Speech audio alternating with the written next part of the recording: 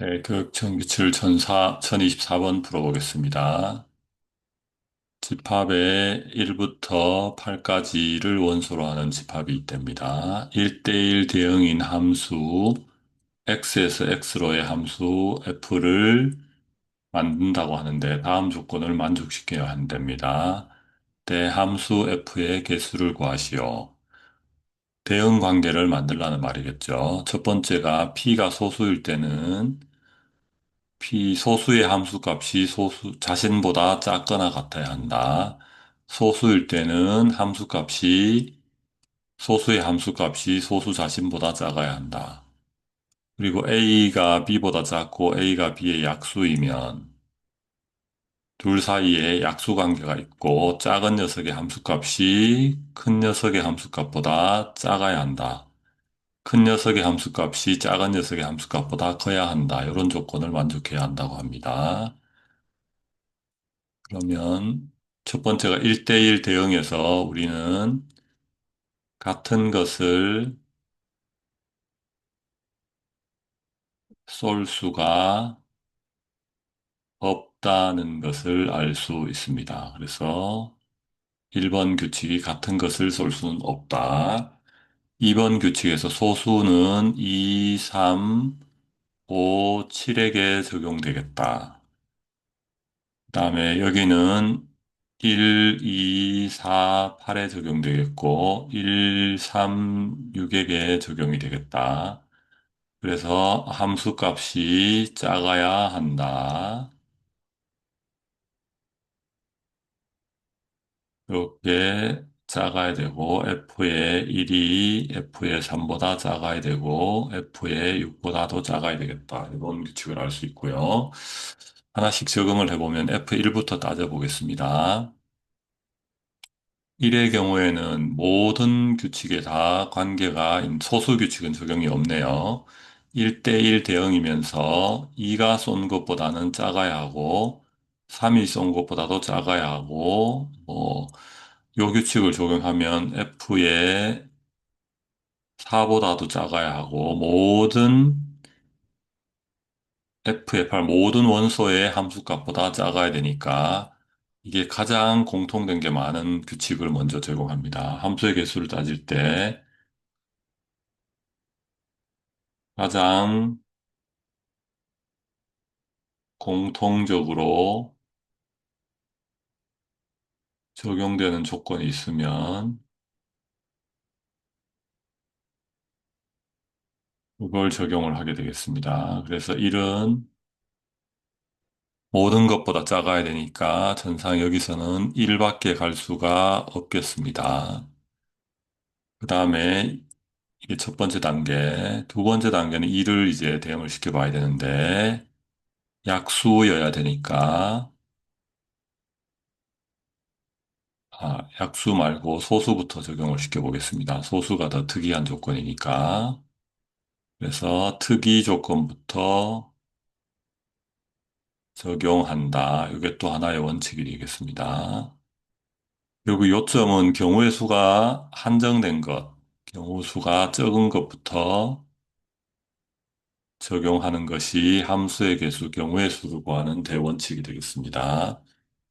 이는 소수니까 자신의 함수값은 자신보다 적거나 같아야 되는데 2와 1을 쏠 수 있는데 1이 1을 쏠 수밖에 없기 때문에 2는 2밖에 쏠 수 있어서 쏠 수밖에 없다. 이렇게 픽스가 되겠습니다. 경우의 수가 늘어나지 않죠. 3도 마찬가지 동일한 소수니까 3밖에 못 쓰겠습니다. 이제 이렇게 정해지고 나면 픽스가 되고 나면 마음이 한결 가벼워지는 걸 알 수 있습니다. 이제 4, 5, 6, 7, 8을 대응시키면 되는데요. 이때의 약수 조건을 먼저 대응시킬 것인가? 그러면 4, 8을 대응시킬 것인가? 그 다음에 소수 5, 7을 먼저 대응시킬 것인가인데 4를 대응시키면 갈 수 있는 게 4, 5, 6, 7, 8 모두를 다 따져봐야 되니까 여기서 이제 갈림길에 섰는데 5를 보니까 4, 5밖에 없죠. 두 가지밖에 없죠.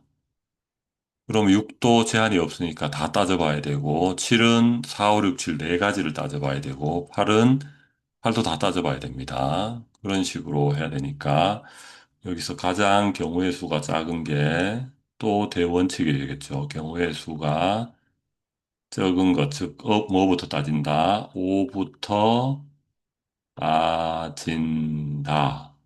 이게 아주 중요한 경우의 수를 풀어가는 원칙이 되겠습니다. 그래서 5를 따져보니까 5는 소수 관계가 성립하네요. 그래서 5하고 4로밖에 못 가겠습니다.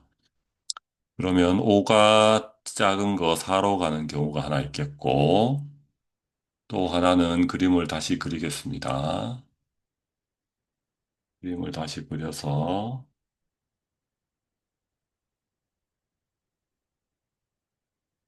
1, 2, 3, 4, 5, 6, 7, 8, 1, 2, 3, 4, 5, 6, 7, 8이 있는데 1은 1로 갈 수밖에 없고 2도 2로 갈 수밖에 없고 3도 3으로 갈 수밖에 없는데 4 안 따지고 5를 먼저 따져서 5로 가는 경우 요 두 가지밖에 없겠습니다. 5가 더 이상 갈 수 있는 데는 없습니다.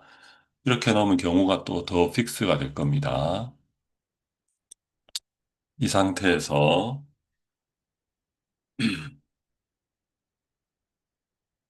그 다음에 이제 4 따져볼 거냐, 6 따져볼 거냐인데 7을 따져보는 방법도 있고요.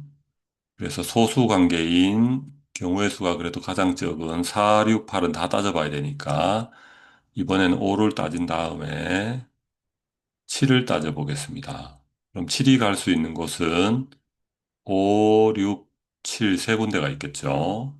그래서 세 군데, 여기 세 가지가 나옵니다. 그래서 7이 예를 들어서 가장 작은 5로 갔다고 쳐보겠습니다.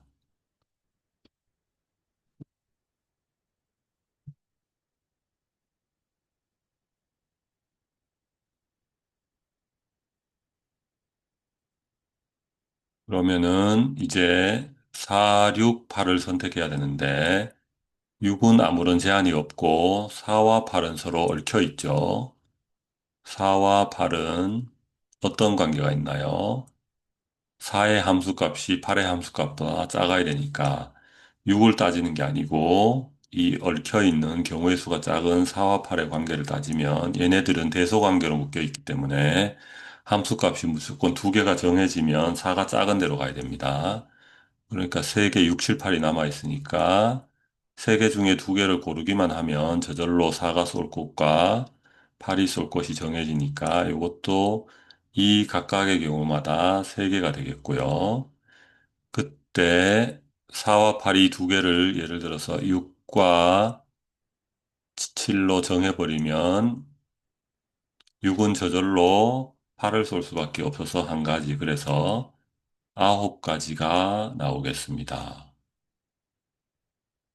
두 번째로 이제 5가 5를 쏘는 경우에 여기도 7이 쏠 수 있는 것은 몇 가지가 있다. 7은 7, 6, 4 중에서 하나 해야 되니까 세 가지가 되겠습니다. 7이 4로 쏘다고 가정을 해보겠습니다.